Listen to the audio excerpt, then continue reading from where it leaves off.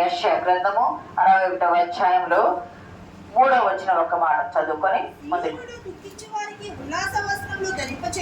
సియోనులో దుఃఖించు వారికి ఉల్లాస వస్త్రములు ధరింపచేయుటకును బూడిదకు ప్రతిగా పూదండను, దుఃఖమునకు ప్రతిగా ఆనంద తైలమును, భారాభరితమైన ఆత్మకు ప్రతిగా స్తుతి వస్త్రమును వారికి ఇచ్చుటకును ఆయన నన్ను పంపినాడు. చాలండి. ఇక్కడ గమనించినట్లయితే కొన్ని వస్త్రాలు, ఉల్లాస వస్త్రాలు, స్తుతి వస్త్రాలు, రక్షణ వస్త్రాలు, నీతి అను పైబట్ట, ప్రశస్త వస్త్రాలు, రకరకాలైన ఇక్కడ గమనిస్తే సంగమా ఈరోజు మన అంశం ఏమిటంటే నీ స్థితిని తెలిపే వస్త్రాలు. నీ స్థితిని, నువ్వు ఏ స్థితిలో ఉన్నావో నీ స్థితిని తెలిపే వస్త్రాలు. ఇందాక మనం పాట పాడుకున్నాం కదా, ఈ వాక్య ధ్యానం అంతా యెషయా గ్రంథం 61 యేసుక్రీస్తు ప్రభు వారికి సంబంధించిన వాక్య ధ్యానము, అంతేకాదు యేసేపుకు సంబంధించిన వాక్య ధ్యానము కూడా దీనిలో ఉన్నది. యేసేపు, కొంతమంది యేసేపు గురించి ధ్యానం చేసినప్పుడు యేసేపు 3 రకాలైన వస్త్రాలు అంటారు. ఏది? బాల్యము, యవ్వనము, వృద్ధాప్యము. ఇంకొంతమంది 4 రకాలైన వస్త్రాలు అని చెప్తారు, ఇంకొంతమంది 5 రకాలైన వస్త్రాలు అని చెప్తారు. నా ధ్యానం ప్రకారము 7 రకాలైన వస్త్రాలు. యేసేపు ధరించిన వస్త్రాలు 7 రకాలైనటువంటి వస్త్రాలు. నీ వస్త్రము, యేసేపు ధరించిన వస్త్రము యేసేపు స్థితిని, గతిని, పరిస్థితిని మార్చివేసింది. యేసేపు స్థితిని మార్చింది, గతిని మార్చింది, పరిస్థితిని మార్చింది. ఈరోజు యెషయా గ్రంథం 61:3 ఉల్లాస వస్త్రములు అని ఉన్నాయి. ప్రియ సంగమా, దేవుని బిడ్డలారా, ఇక్కడ గమనిస్తే ఉల్లాస వస్త్రములు, అదే ఆదికాండం 37:3 యేసేపు తండ్రి యాకోబు ఉన్నాడు. యేసేపు అంటే అర్థము ఫలించడి కొమ్మ, లేకపోతే వర్ధిల్లేడి వాడు అని అర్థము. ఫలించడి కొమ్మ. కానీ యేసేపు తల్లిని యాకోబు ప్రేమించాడు, బహుగా ప్రేమించాడు. 14 సంవత్సరాలు ఆమె కొరకు దాసత్వం చేశాడు. ప్రేమించి పెళ్లి చేసుకొని తన వృద్ధాప్యములో పుట్టిన కుమారుడు. బహుశా పండితులు అంటారు దగ్గర 98 లేదా 108 సంవత్సరాల వయసులో పుట్టిన కుమారుడు అని పండితుల అభిప్రాయం ఉంది. అది మనకు పూర్తిగా తెలియదు. కానీ అంటే బహు వృద్ధాప్యంలో పుట్టిన కుమారుడు. అంత వృద్ధాప్యంలో పుట్టిన కుమారుడు. అంటే తర్వాత ఇంకా కొన్ని 3 సంవత్సరాలకు రాహేలు మరొక కుమారుడిని కని ఆమె మార్గమధ్యంలోని పొరిటిలోనే ఆమె చనిపోయింది. 17 సంవత్సరాలు తల్లి లేకుండా తండ్రి ప్రేమలో, మారు తల్లుల ప్రేమలో, తండ్రి ప్రేమలో యేసేపు పెరిగాడు. ప్రియ సంగమా, బహుగా ప్రేమించిన భార్యకు పుట్టిన తొలి సంతానం కదా. అప్పటికే 12 మంది కుమారులు ఉన్నారు. 12 మంది కుమారులు ఉన్న 11వ వాడైన యేసేపునకు తండ్రి ఒక విచిత్రమైన నిలువుటంగి పుట్టించాడని ఆదికాండం 37:3 ఉండేది. తండ్రి యేసేపును ప్రేమించి విచిత్రమైన నిలువుటంగి పుట్టించాడంట. సహజంగా అప్పటి రోజుల్లో నేత లేదు కదా, వస్త్రాలు దొరకడం తక్కువగా ఉండేది. కానీ తండ్రి కుమారుని కొరకు రకరకాలుగా, చాలాగా విచిత్రంగా ఉన్నటువంటి ఒక అంగి కుట్టించటము అది తండ్రి ప్రేమకు నిదర్శనం అయింది. కానీ తల్లి లేని వాళ్ళని ప్రేమ చూపించి ఉండవచ్చు. కానీ మారు అన్నలు ఉన్నారు కదా, ఒక తండ్రి పిల్లలే కానీ తల్లులు వేరు కదా. మారు అన్నల వ్యసనానికి, అసూయకు, కోపానికి గుర్తయింది. అంత మాత్రమే కాదు,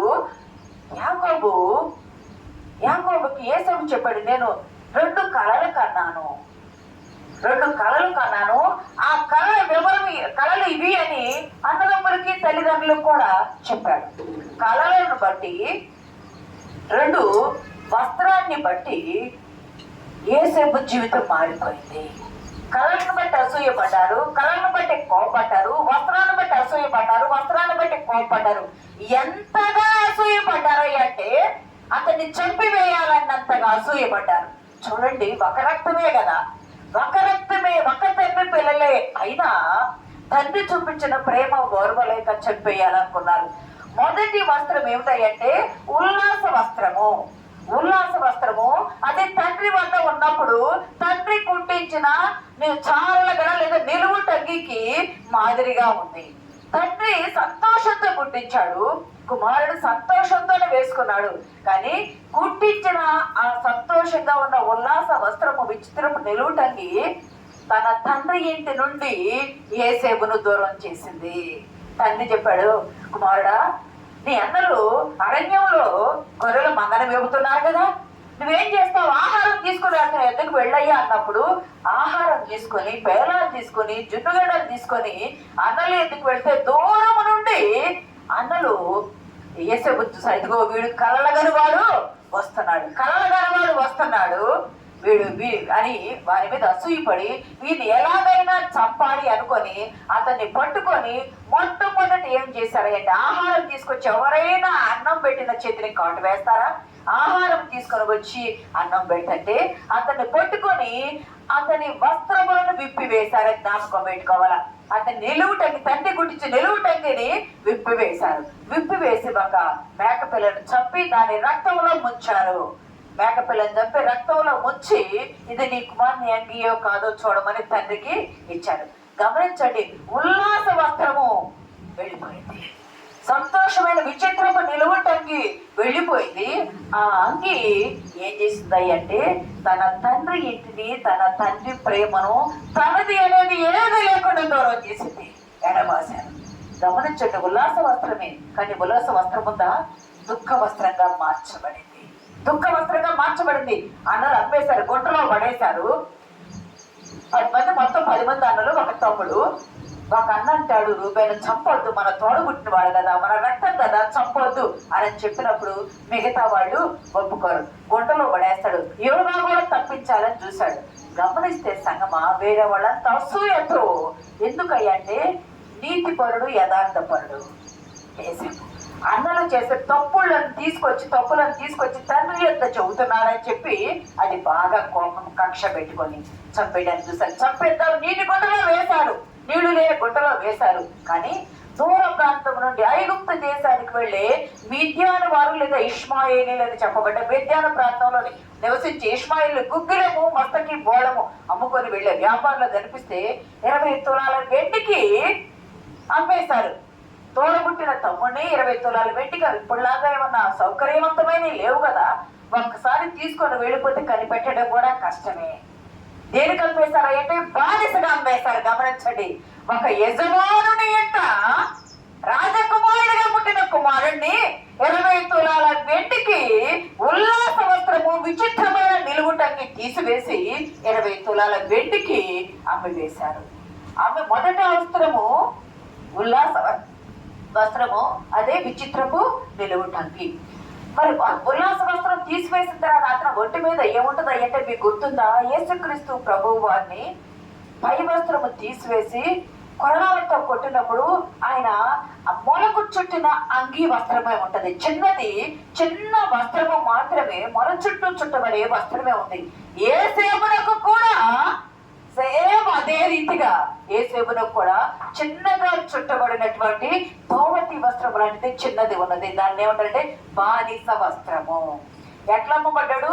మొదట ఉల్లాస వస్త్రము అయిపోయింది, తండ్రి ఇంటిని దూరం చేసింది. రెండవ వస్త్రము బానిస వస్త్రముతో అమ్మబడ్డాడు.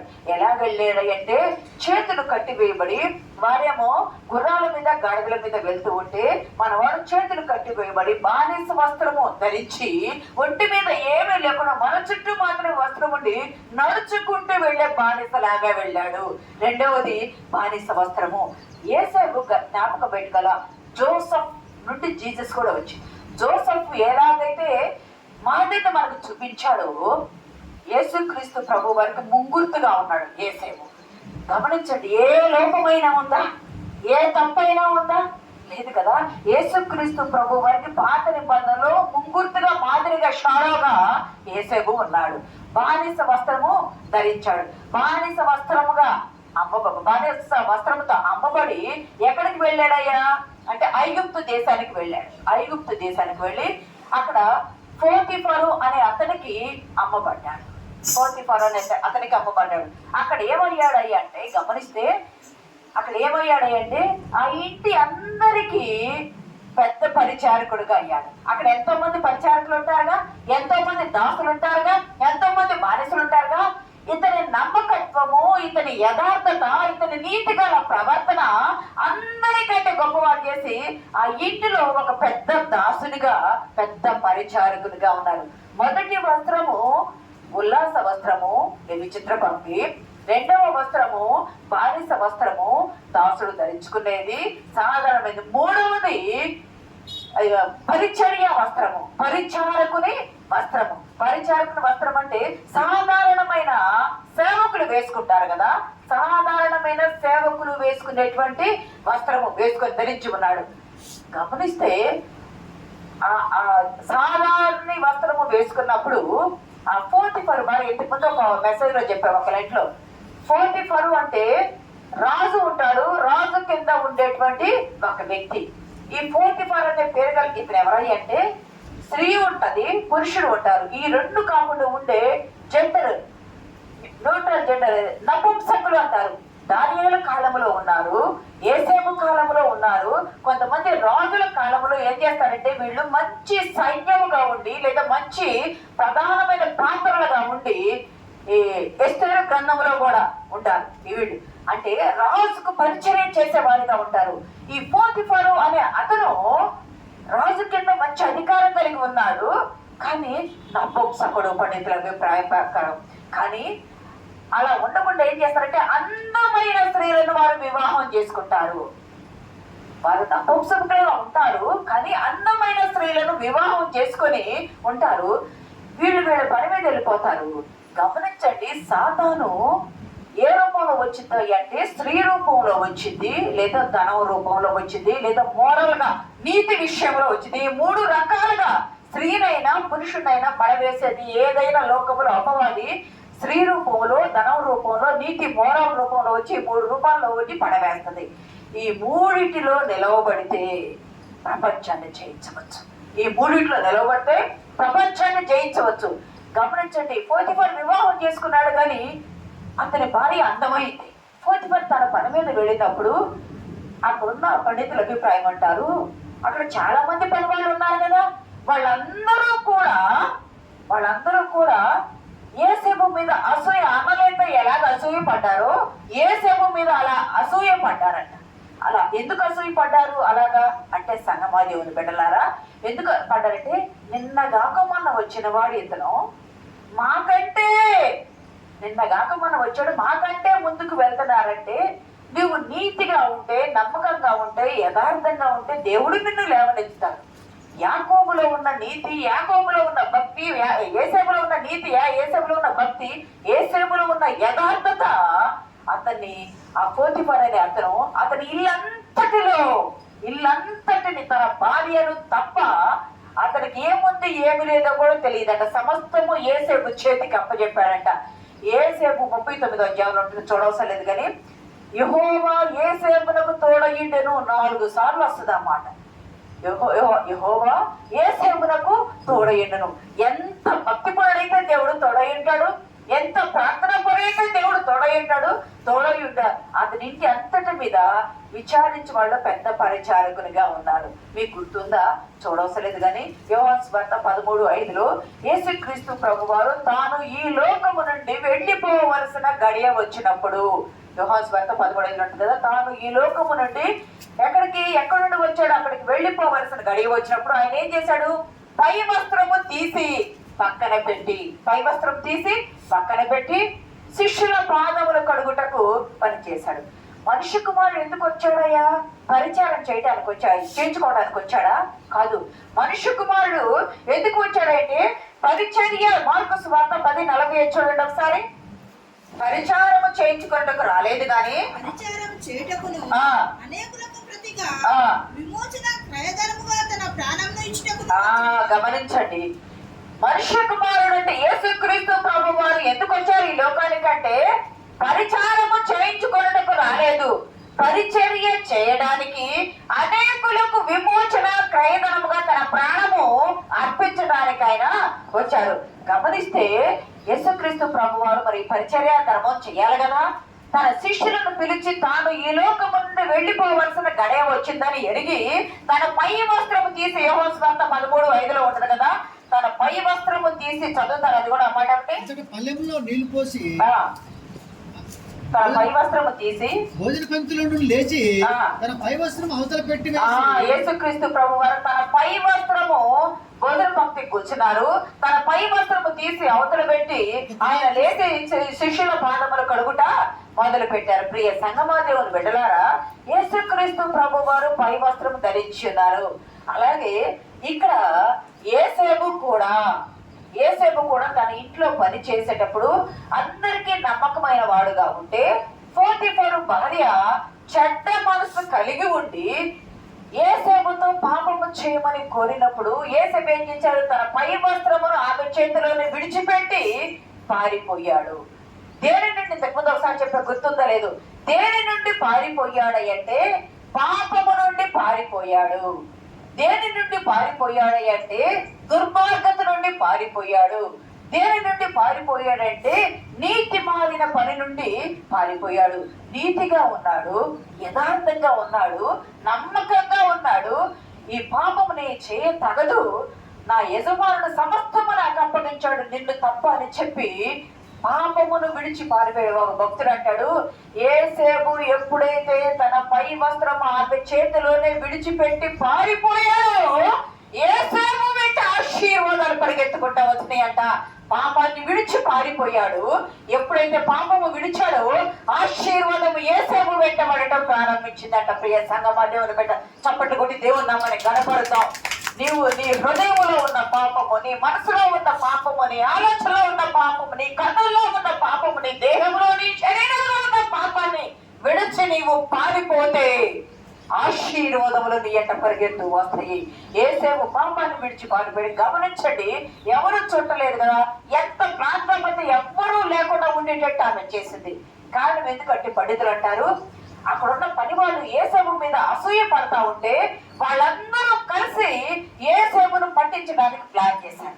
పాపము చేస్తే లొంగిపోతాడు, పాపము చేస్తే దేవుని దృష్టిలో తప్పు, యజమాని దృష్టిలో తప్పు, తాను అవినీతిలో పడిపోతాడు. నీతిని తప్పి చేయకుండా ఉంటే జైలు శిక్షకు వెళ్తాడు. అయినా శిక్షించబడ్డాడే కానీ వేదన పడలా, జ్ఞాపకం పెట్టుకోవాలా. శిక్షించబడ్డాడు, పై వస్త్రము విడిచి పారిపోయాడు. ఆ వస్త్రం ఏమైందో తెలుసా? సాక్ష్యమైంది, సాక్ష్యపు వస్త్రం అయింది. ఆ విడిచిపెట్టిపోయిన పరిచారకుని వస్త్రము యేసుక్రీస్తు ప్రభు వారి కూడా. అప్పుడు మొదలుకొని ఆమె పాపములు మొదలుపెట్టిన ఆ పాపాన్ని మొదలుకొని తన పై వస్త్రము పక్కన పెట్టి ప్రతి ఒక్కరి శిష్యుల పాదాలు కడగడానికి ప్రారంభించాడు. వీరేమి చేయించున్నారో, ఆమె ఏమి చేసిందో తెలియదు కదా. నీతిమంతుడు పడవేయటకు చూసింది, ఆమె ఏమి చేసిందో తెలియదు కదా. ఆమె నిమిత్తం కూడా ఆయన సిలువ వేయబడటానికి సిద్ధపడ్డాడు. గమనిస్తే సంగమా, పరిచర్య వస్త్రము విడిచిపెట్టి పారిపోయాడు కదా. ఆ పరిచర్య వస్త్రం ఇక్కడ గమనించినట్లయితే దాన్ని ఏమన్నారంటే, పరిచర్య వస్త్రాన్ని నీతి వస్త్రాలు. ఏ వస్త్రము విడిచిపెట్టి పారిపోయాడు? వేసుకుంది పరిచర్య వస్త్రమే, కానీ ఆయన విడిచిపెట్టి పారిపోయిన వస్త్రాన్ని ఏమంటారంటే నీతి వస్త్రాలు. నీతి కలిగి ఉన్నాడు కదా, నీతి నిమిత్తము ఆ నీతిని విడిచిపెట్టి పారిపోయాడు. అక్కడ అవినీతిలో పారిపోయి నీతిని విడిచిపెట్టి నీతి వస్త్రాలు కలిగి ఉన్నాడు. ప్రియ సంగమా, నీవు ఎలా ఉండాలంటే యేసుక్రీస్తు ప్రభు వారిని ఇక్కడ మనకు మాదిరిగా చూపించారు. యేసుక్రీస్తు ప్రభు వారిని ఇక్కడ మాదిరిగా చూపించారు. 4వ చూద్దాం, చూడండి, 4వ చూద్దాం.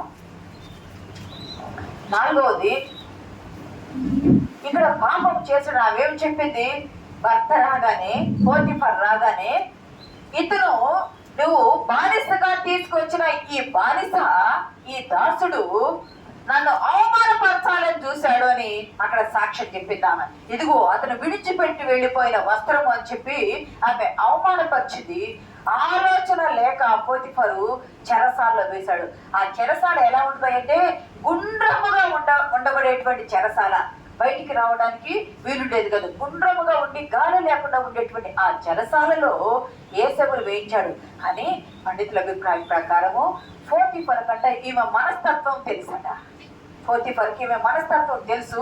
కోపంతో యేసేపును చెరసాలలో వేశాడు, కానీ చెరసాలను వేశాడు, ఏ శిక్షించడం కానీ ఏది కూడా చేయలేదు. భార్యను మాట నమ్మి చెరసాలలో వేయించాడు. చెరసాలలో యెహోవా యేసేపునకు తోడయ్యుండెను. ఎంత గొప్ప వాక్యము! చెరసాలలో యేసేపునకు తోడయ్యుండెను.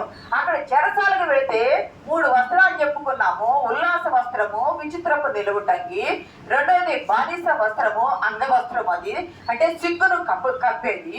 మూడవది పరిచారకుని వస్త్రము, అది నీతి వస్త్రాలు. నీతి వస్త్రాలు గమనించినట్లయితే నాలుగవది చెరసాల వస్త్రము. చెరసాల వస్త్రము దాన్ని ఏమంటారంటే ప్రియ సంగమ, రక్షణ వస్త్రాలు. చెరసాలకు వెళ్తే రక్షణ వస్త్రాలు రావటం ఏమిటి? చెరసాలలో రక్షణ రావటం అంటే గమనించండి, 13 సంవత్సరాలు పట్టింది చెరసాలలో నుండి బయటకు వచ్చేటప్పటికి. 10 సంవత్సరాలు అక్కడ ఉన్నాడు. 2 సంవత్సరాల పైనే అయింది యేసేపు జైల్లో ఉండబట్టి. అన్ని సంవత్సరాలు నమ్మకంగా ఉన్న అతను జైల్లో వేసిన, జైల్లో దేవుడు అతనికి తోడైనాడు కదా. చెరసాల్లో అక్కడ ఖైదీ వస్త్రాలు ఇస్తారు. ఒక ముద్ర ఇచ్చి ముద్ర వేసి ఒక ఖైదీ వస్త్రాలు ఇస్తారు. ఖైదీ వస్త్రాలు, 4వ వస్త్రం ఖైదీ వస్త్రాలు ధరించాడు. ఖైదీ వస్త్రాలు ధరించిన అక్కడ ఇంకోటి ఏంటంటే దాన్ని ఆదరణ వస్త్రము అనొచ్చు. ఆదరణ వస్త్రం అని కూడా అనొచ్చు. ఎందుకంటారంటే ఆదరణ వస్త్రం అని, చెరసాలలో ఉన్నప్పుడు తాను చెరసాలలో ఉండి కూడా అక్కడ కలలు కన్న వారిని, వారి భవిష్యత్తు గురించి చెప్పి వారి బాధలో నుండి వాళ్ళని ఆదరించాడు. నీకేమి కాదు, 3 రోజుల్లో నీ ఉద్యోగం నీకు తిరిగి వస్తుంది, నువ్వు మళ్ళా రాజు గిన్నెందిస్తావు, 3 రోజుల్లో నువ్వు మరణం అవుతావు అని అక్కడ వివరం చెప్పారు. రక్షణ వస్త్రాలు కలిగి ఉన్నాడు. ప్రియ సంగమ, రక్షణ వస్త్రాలంటే ఏ అవినీతి లేకుండా నిరీక్షణ కలిగి ప్రభు సన్నిధానంలో ఉన్నాడు. కొన్ని సంవత్సరాలు అయిపోయింది, 13 సంవత్సరాలు వస్తుంది. అతను 17 సంవత్సరాల వయసులో అమ్మబడ్డాడు. 13 సంవత్సరాలు దాసుడుగానైతేనేమి, బానిసగానైతేనేమి, ఖైదీలోనైతేనేమి ఉన్నాడు. ఇప్పుడు 30 సంవత్సరాలు వచ్చింది. 30 సంవత్సరాలు వచ్చినప్పుడు ప్రియ సంగమా, దేవుని బిడ్డలారా, 30 సంవత్సరాల వయసులో రాజునకు ఒక కళ వచ్చింది. జ్ఞాపకం పెట్టుకోవాలా. అక్కడ చెరసాలలో ఉన్న అక్కడున్న ఖైదీలకు కళ రావటము దేవుని చిత్తము, చెరసాలకు వెళ్ళటము దేవుని చిత్తము, రాజుకి కళ రావటము దేవుని చిత్తము. రాజుకు కళ వచ్చింది, కళభావము తెలియలేదు. కళ వచ్చింది, కళభావము తెలియలేదు. అప్పుడు అంతకుముందు యేసేపు చెప్పిన ఇద్దరు చెప్పారయ్యా, మమ్మల్ని క్షమించి 2 సంవత్సరాల క్రిందట చెరలో యేసేపు అని ఒక బానిస ఉన్నాడు. అతను చెప్పాడు కళల భావం, అతను చెప్పినట్టు జరిగింది. మీ కళభావం చెప్పాలంటే అతను తప్ప ఎవరు చెప్పేవాళ్ళు లేరు అంటే రాజు అతన్ని పిలిపించమని ఫరో చెప్పినప్పుడు అతనికి స్నానం చేయించి, క్షౌరం చేయించి, ఏ వస్త్రాలు వేశారు? క్రొత్త వస్త్రాలు వేశారు. క్రొత్త వస్త్రాలు వేశారు. ఆ క్రొత్త వస్త్రాలు, చెర వస్త్రాలను రక్షణ వస్త్రాలు అన్నారు. ఆ క్రొత్త వస్త్రాలను స్తుతి వస్త్రాలు అంటారు. ప్రియ సంగమ, అంటే నిరీక్షణ కలిగి దేవుణ్ణి స్తుతిస్తూ ఉన్నాడు. ఖచ్చితంగా నీవు నాకు తోడుగా ఉంటావు, ఖచ్చితంగా నీవు నన్ను లేవనెత్తుతావు, ఖచ్చితంగా నాకు వచ్చిన కళల భావాన్ని నువ్వు రూపిస్తావు, ఎందుకంటే నన్ను నిలవబెట్టావు. నా అన్నదమ్ములు, తల్లిదండ్రులు నాకు నమస్కారం చేస్తున్నారు. నేను నీ యందు భయభక్తులు కలిగి ఉన్నా, నిన్ను విడిచిపెట్టలా, నిన్ను అంటి పెట్టుకుని ఉండి నీతిగా బ్రతుకుతున్నా, యథార్థంగా బ్రతుకుతున్నా, కాబట్టి నీవు నాకు తోడుగా ఉంటావు అన్నాడు. చెరసాల వస్త్రాలు అంటే అక్కడికి వచ్చాడు, రక్షణ వస్త్రములు ధరించుకొని తాను ఇతరులకు రక్షణకు కారకుడుగా అయ్యాడు. తాను ఇతరులకు రక్షణకు కారకుడయ్యాడు. 5వది ఏమిటయ్యా అంటే క్రొత్త వస్త్రాలు ధరించి వెళ్ళాడు. క్రొత్త వస్త్రాలు స్తుతి వస్త్రాలు, అవి ధరించి దేవునికి స్తుతులు చెల్లిస్తూ ఉన్నాడు. రాజు యొద్దకు వచ్చాడు. నేను చెప్పలేను కానీ నా దేవుడు చెప్తాడు. నేను చెప్పలేను, నేను ఆరాధించే నా దేవుడు చెబుతాడంటే దేవుణ్ణి అక్కడ స్తుతిస్తూ ఉన్నాడు. ఆ స్తుతి వస్త్రాలు గమనించండి ప్రియ సంగమా, దేవుని బిడ్డలారా. రాజుకి 2 రకాల కళలు వచ్చినాయి. 2 రకాల కళల భావము బాగా బలిసిన 7 ఆవుల్ని, బలహీనమైన 7 ఆవులు మింగివేసినవి బలహీనంగానే ఉన్నాయి. బాగా పండిన పంట 7 సంవత్సరాలు పండింది, 7 సంవత్సరాలు పంట. ఒక కళ వచ్చింది. రాజుకి ఏమి చేయాలో పాలుబల, వాటి అర్థం ఏమిటో తెలియలేదు. కానీ క్రొత్త వస్త్రాలు, స్తుతి వస్త్రాలు ధరించి వెళ్ళిన యేసేపు కళల భావం చెప్పాడు. 2 ఒకటే. రెండు కళలు ఒకదానికి నిదర్శనమే. 7 సంవత్సరాలు పంటలు బాగా పండుతాయి, మంచి మేత తిని పశువులు బాగా బలవంతంగా ఉంటాయి. 7 సంవత్సరాల పంటలు పండవు, కరువు వచ్చింది, పశువులు కూడా బలహీనమైపోతాయి అని కళలు ఎవరో చెప్పగా ఇంత కళల మర్మం చెప్పేది ఎవరూ లేరు. అప్పుడు ఏమి చెయ్యాలి అంటే, పండిన పంట అంతా 7 సంవత్సరాల ముందు పంట పడింది కదా, పండిన పంట అంతా ఇప్పుడు మనకి FCI గోడౌన్స్ ఉంటాయి కదా, అట్లాగా గోడౌన్స్ లాగా ఎక్కడికక్కడ గోడౌన్ కట్టి గిడ్డంగులు కట్టించి ధాన్యాన్ని జాగ్రత్తగా భద్రపరుద్దాం. కరువు కాలం 7 సంవత్సరాలు ఉందిగా, ఈ 7 సంవత్సరాల కరువు కాలము ఈ ఆహారాన్ని ప్రజలకు పంచుదామని మంచి సలహా ఇచ్చిన సలహాదారుడిగా ప్రధానమంత్రి అయ్యాడు. ఇందాక పాడబడేమా, చెరసాల్లో ఉన్నా గుడ్డలో ఉన్నా, ఇందాక పాడబడి శ్రేష్ఠ గుడ్డలో ఉన్నా అనుకోకుండా పాడిన పాటలు ఈ రోజు. కానీ ప్రియ సంగమా, గుడ్డలో ఉన్నా చెరసాల్లో ఉన్నా దేవుడు మరచాడా లేక మంత్రినే చేశాడా? మరవలేదు. మన దేవుడు మరిచే దేవుడు కాదు. నువ్వు ఎక్కడున్నావు? నిన్ను నీ తోబుట్టువులే నిన్ను విడిచిపెట్టారా? నీ కన్నవారే నిన్ను విడిచిపెట్టారా? నీ అయిన వారే నిన్ను విడిచిపెట్టారా? నీకు అందరూ దూరంగా ఉన్నారా? ఎవ్వరూ సహాయం చేసేవాళ్ళు లేరా? అసూయతో, కోపంతో, ద్వేషంతో నిన్ను గుంటలో వేశారా? లేదా పరాయి దేశానికి బానిసగా అమ్మి వేశారా? ఎక్కడికి వెళ్ళినా ఆకాశం ఉంది, ఎక్కడికి వెళ్ళినా భూమి ఉంది. ఎక్కడికి వెళ్ళినా నువ్వు ఆరాధించే దేవుడు నీకు తోడుగా ఉన్నాడు. దేవుడు నామానికి భాగ్యం తప్పటపడి దేవుడు నువ్వు ఎక్కడికైనా వెళ్ళు, నువ్వు ఎక్కడికైనా వెళ్ళు, ఆరాధించే దేవుడు నీకు తోడుగా ఉన్నాడు. ప్రియ సంగమా, దేవుని బిడ్డలారా, యేసేపును మర్చిపోలేదు. అప్పటి రోజుల్లో బాటలు లేవు, అప్పటి రోజుల్లో దారి తెలియదు, సంచార జాతిగా ఉన్నారు. యాకోబు వాళ్ళు కుమారుని అమ్మి వేస్తే ఎక్కడైనా వెతుకుతారు. ఒక దేశం నుండి పశువులు కాపర్లు కాబట్టి ఒక దేశం నుండి నీటి వసతి, మేత వసతి ఉన్న చోటుకు పేపుకుంటూ వెళ్ళిపోతారు. పలానా చోట నా తల్లిదండ్రులు ఉన్నారు, తిరిగి వెళ్ళడానికి కూడా దారి తెలియదు.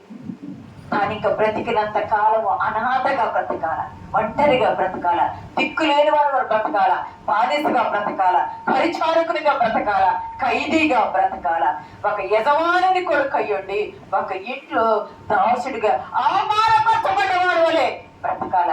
కానీ నా దేవుడు విడిచిపెట్టే దేవుడు కాదు. యేసేపును మరచాడా? మరవలేదు. యేసేపును మరవలేదు. మరువని దేవుడు, విడువని దేవుడు, ఎడబాయని దేవుడు, తోడయిట దేవుడు, నడిపించే దేవుడు, నిలవబెట్టే దేవుడు, ఆదరించే దేవుడు, ఆదుకునే దేవుడు, ఆశ్రయం ఇచ్చిన దేవుడు, నేను ఉన్నాను నీకు తోడుగని మాట చెప్పిన దేవుడు సదాకాలము తోడుగా ఉన్నాడు. ప్రియ సంగమా, కొత్త వస్త్రాలు అది స్తుతి వస్త్రాలకు మాదిరి. 6వ వస్త్రం చూసుకుందాము. యెషయా గ్రంథము 61:7 వచనం. ఇక్కడ గమనిస్తే సంగమా దేవుని బిడ్డలారా,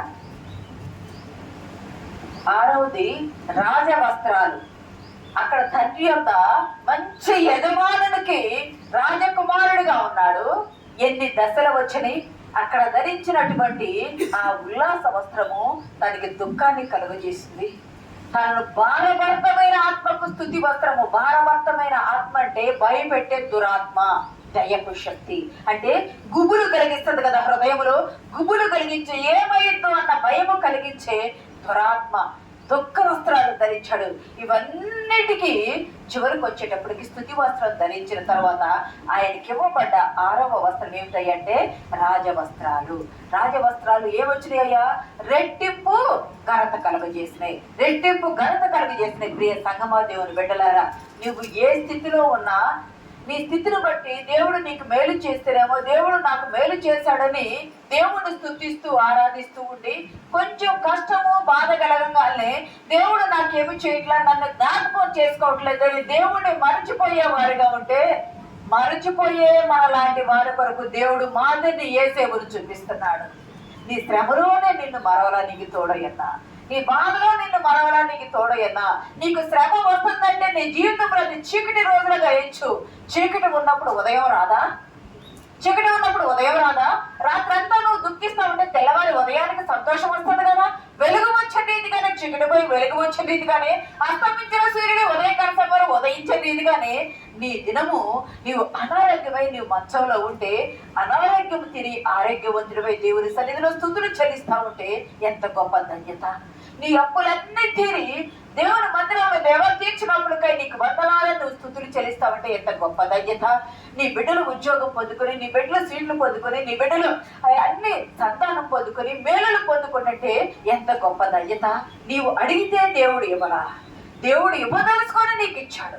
ఇక్కడ యేసేపు కూడా, నా తండ్రి నేను మంచి కుమారుడుగా రాజకుమారుడిగా పెరిగాను, ఈ దుఃఖ వస్త్రాలు ఏందని అవినీతి పని చేస్తే పాపంలో పడిపోయేవాడే, నీతి తప్పితే నీతి మాలిన వాడైపోయాడే. కానీ నీతిని, యథార్థతను, విశ్వాసాన్ని విడిచిపెట్టలేదు. ప్రియ సంగమా, ఆ నీతి, ఆ విశ్వాసము, ఆ యథార్థత పాపాన్ని విడిచి పారిపోవుట ఈ రోజు రాజవస్త్రాలు ధరించి ఏమైంది? రెట్టింపు ఘనత కలిగింది. ఆ రెట్టింపు ఘనత ప్రశస్తమైన రాజవస్త్రాలు వేశారు. అంత మాత్రమే కాదు, బంగారు ఉంగరము, ఫరో ధరించే బంగారు ఉంగరము పెట్టారు. మెడలో గొలుసు వేశారు. ఫరో ఎక్కే 2వ రథం మీద ఆయన ఎక్కించారు. ఎంత ఘనత, ఎంత ఘనత! దాసుడుగా అవమానపరచబడి సిగ్గును కప్పుకుంటూ మరవస్త్రముతో వచ్చిన అవమానపరచబడిన యేసేపు, చెరసాల్లో ఉండి ఖైదీ వస్త్రం ధరించిన యేసేపు ఈ రోజు రాజవస్త్రం ధరించాడంటే నా దేవుడు విడిచిపెట్టే దేవుడా? కాదు, తోడగిడ్డే దేవుడు, మన యందు ఆనందించే దేవుడు. మనకిచ్చి మనం సంతోషిస్తూ ఉంటే ఆయన ఆనందిస్తూ ఉంటాడంట. మనం దుఃఖపడతా ఉంటే మన నిమిత్తం దుఃఖపడే దేవుడు. లాజరు నిమిత్తం దుఃఖపడే ఏడ్చలేదా? ఏడ్చాడు కదా. మన నిమిత్తం దుఃఖపడే దేవుడు. యెరూషలేము నిమిత్తం ఏడవలేదా? ఏడ్చాడు కదా. మన కొరకు కన్నీరు గార్చి అంగలార్చే దేవుడు. రాజవస్త్రం ధరించి రెట్టింపు ఘనత. ఆదికాండము 48:22 చూడండి ఒకసారి. నీ సహోదరుల కంటే నీకు ఒక భాగము ఎక్కువగా ఇచ్చితిని, అది నా కత్తితోను నా వింటితోను అమ్మోరీయుల చేతిలో నుండి తీసుకుంటునని యేసేపుతో చెప్పాను. 21:17 కూడా చదవండి. ద్వేషింపబడిన దాని కుమారునికి తండ్రి తన ఆస్తి అంతటిలో రెట్టింపు భాగం ఇచ్చి వారినే జ్యేష్ఠునిగా ఎంచవలెను. గమనించండి, ఇక్కడ కొంచెం వివరణ చెప్తా చూడండి. యేసేపుకు, యాకోబుకు 2 భార్యలు, 2 దాసీలు. మొదటి భార్య ఎవరు? ప్రేమించింది రాహేలైనా మొదట భార్యగా చేయబడింది లేయా. లేయా దాసి ఇవ్వబడింది. రాహేలు చేసుకున్నాడు, రాహేలు దాసి ఇవ్వబడింది. లేయాకు 6 కుమారులు, ఆమె దాసికి 2 కుమారులు, రాహేలుకి 2 కుమారులు, ఆమె దాసికి 2 కుమారులు, మొత్తము 12 మంది కుమారులు కలిగారు. ప్రియ సంగమా, గమనించినట్లయితే నువ్వు ఎవరిని ప్రేమించి వివాహం చేసుకున్నా ప్రేమించిన దాని కుమారునికి పుట్టిన వానికి 2 పాళ్ళ ఆస్తి ఇవ్వకూడదు. నువ్వు ద్వేషించబడినదైనా పర్వాలా, వానికి 2 పాళ్ళ ఆస్తి ఇవ్వాలా. మరి ఇక్కడ యాకోబు, అయ్యా నేను కత్తితోనూ ఈటితోనూ సంపాదించిన ఈ ఆస్తి ఉంది కదా, దాంతో సంపాదించిన ఆస్తి ఉంది కదా, దానిలో నీకు 2 పాళ్ళు ఇస్తున్నాను. లేయా కుమారునికి కదా ఇవ్వాల్సింది. లేయా కుమారునికి మొదటి కుమారుడు రూబేనుకి ఇవ్వాలా. మరి 2వ భార్య అయిన యేసేపుకి ఎందుకు ఇస్తున్నారు అని గమనిస్తే, రూబేను తన తండ్రి రాహేలు దాసితో పాపం చేశాడు. రూబేను ఏం చేశాడు? రాహేలు దాసితో పాపం చేశాడు. తండ్రి భార్య అవుతుంది. ఆ పాపాన్ని బట్టి జ్యేష్ఠత్వం పోయింది, జ్ఞాపకం పెట్టుకోవాలా. యూదా ఉన్నాడు, యూదా కూడా పాపం చేశాడు. కానీ రక్షణ యూదుల్లో నుండే వచ్చును అన్నారు కాబట్టి తామారు ద్వారా వచ్చిన సంతానాన్ని ఎంచాడు. కానీ జ్యేష్ఠత్వం మాత్రము ఎవరికి వచ్చింది? యేసేపు పాపం చేశాడా? ఏ పని చేయడా. యూదా వలె చేయలేదు, రూబేను వలె చేయలేదు. నీతి కలిగి ఉన్నాడు, నమ్మకం కలిగి ఉన్నాడు, యథార్థత కలిగి ఉన్నాడు, విశ్వాసం కలిగి ఉన్నాడు, పరిశుద్ధత కలిగి ఉన్నాడు, పాపాన్ని విడిచి పారిపోయాడు. కాబట్టి గమనించండి, రాజు దగ్గర ప్రధానమంత్రి అయ్యి ఆస్తి వచ్చింది. తండ్రి సంపాదించిన ఆస్తి 2 పాళ్ళు వచ్చింది. గమనించండి, లేవి గోత్రానికి ఉండదు కదా. యేసేపుకు పుట్టిన 2 కుమారులు మనీషా, ఎఫ్రాయిముకు ఇద్దరికి కూడా స్పర్శము వచ్చింది, 2 పాళ్ళ ఆస్తి. మీకు గుర్తుందా?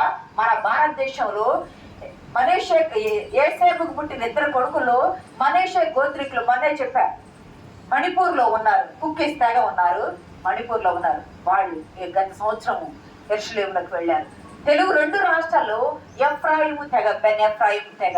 అంటే యేసేపుకు పుట్టిన 2 కుమారులు మన భారతదేశంలో ఉన్నారు. ఎంత ధన్యత మనకు భారతదేశం. ఎందుకంటే వాళ్ళు ఆశీర్వదించబడిన వారు.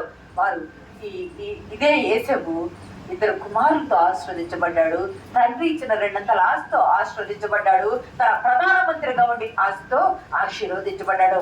పరలోకపు దేవుని ఆశీర్వాదం ఉంది, భూలోకపు ఆశీర్వాదము, భూపటల సమస్తం వచ్చినాయి. నువ్వు నమ్మకం కలిగి ఉంటే నిన్నెవ్వరూ చూడరు, మనుషులు ఎవ్వరూ చూడరు. ఎవరు సహజంగా పాపం ఎప్పుడు చేస్తారంటే అవకాశం ఉంటే పాపం చేస్తారు, అవకాశం లేకపోతే మంచివారుగా ఉంటారు. అవకాశం ఉన్నా అవకాశం లేకపోయినా మంచివారుగా ఉండటమే నీ ఆశీర్వాదానికి కారణము. యేసేపు అలా ఉన్నాడు కాబట్టి ప్రియ సంగమా, యేసేపు 2 అంతలుగా ఆశీర్వదించబడ్డాడు. ఇక్కడ గమనిస్తే రాజవస్త్రము ధరించాడు, రెట్టింపు ఘనతకు పాత్రుడయ్యాడు. రాజు దగ్గర, తండ్రి దగ్గర అంతేకాదు, లేఖనం ప్రకారం కూడా పరిశుద్ధత కలిగి ఉన్నాడు. కాబట్టి ధర్మశాస్త్రం, అప్పటి ధర్మశాస్త్రం రాలా కానీ దాని ప్రకారం కూడా పరిశుద్ధుడిగా ఉన్నాడు. చివరిది 7వది చూడండి, ఆదికాండము 50వ అధ్యాయము 26వ వచనము. యేసేపు 110 సంవత్సరంలో వాడే మృతి పొందేను.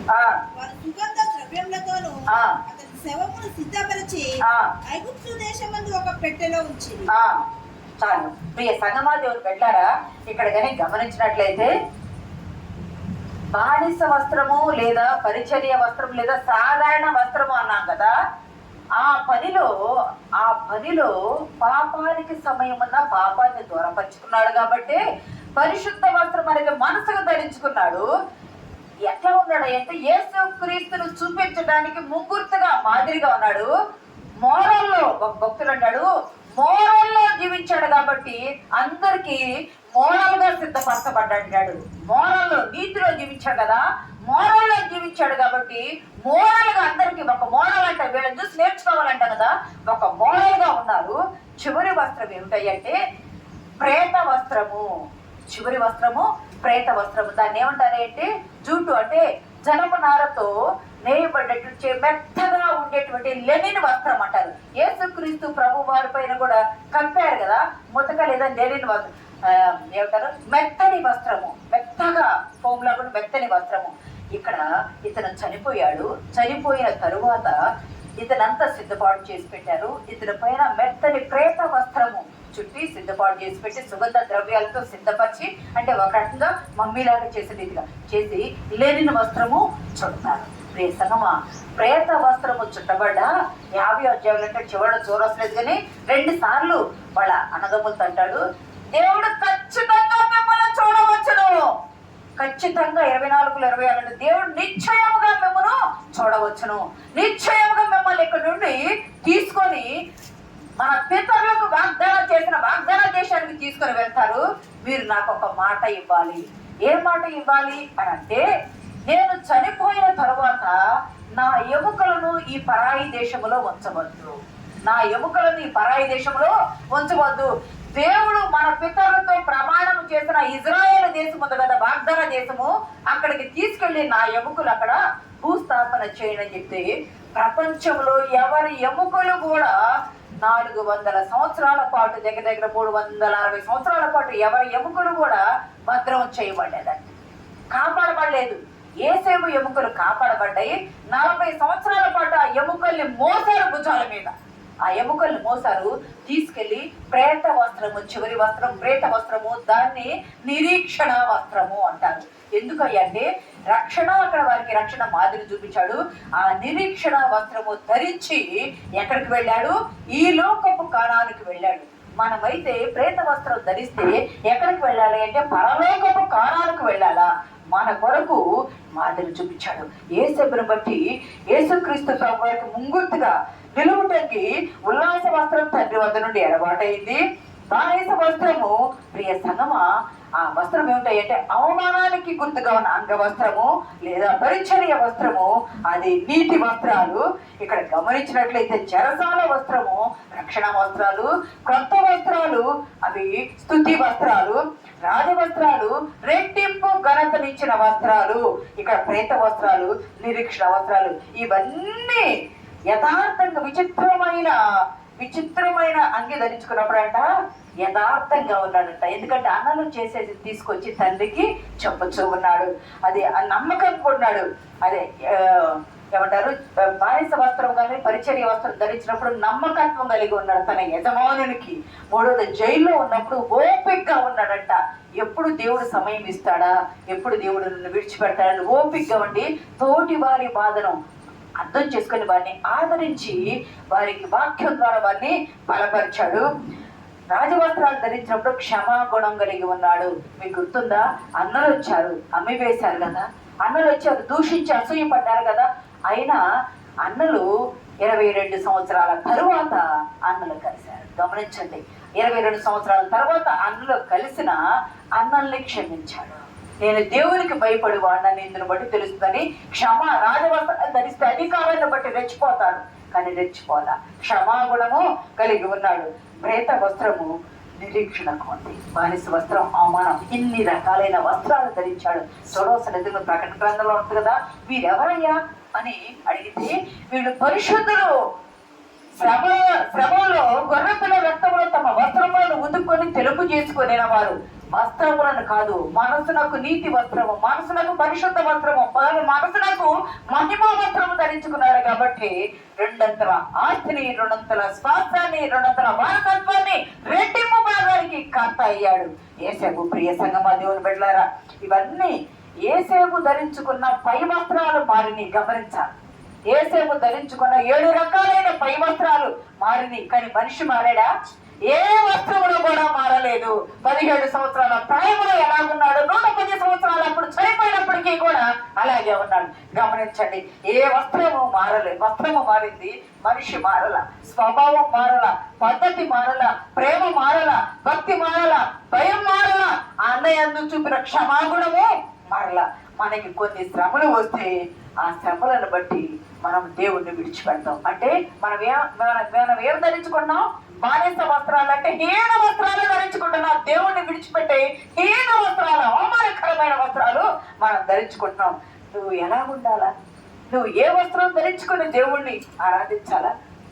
పైన ధరించే వస్త్రాలు సిగ్గు కప్పడానికే, కానీ నువ్వు ధరించే వస్త్రాలు నీతి వస్త్రాలు, ప్రశస్తమైన వస్త్రాలు. అది దేవుడు నీకు ఇచ్చిన అమూల్యమైన వస్త్రాలు. పరలోకము చేరే వరకు ఆ వస్త్రాలను జాగ్రత్తగా, అంటే నీ క్రియలను, నీ పరిశుద్ధతను జాగ్రత్తగా నువ్వు ధరించుకునే.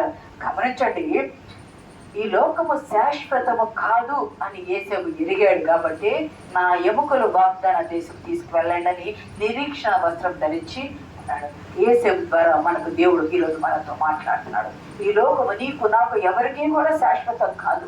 పరలోకము చేరే వరకు ఈ లోకములో జీవించినంత కాలము ధరించుకున్న వస్త్రాలు మన శ్రమలను బట్టి, మన సంతోషాన్ని బట్టి, మన కష్టాలు, బాధలను బట్టి ఏదైనా కావచ్చు, కానీ ఆ వస్త్రాలు మారవచ్చు. కానీ నీవు, నీ జీవితం, నీ మనసు మారకూడదు.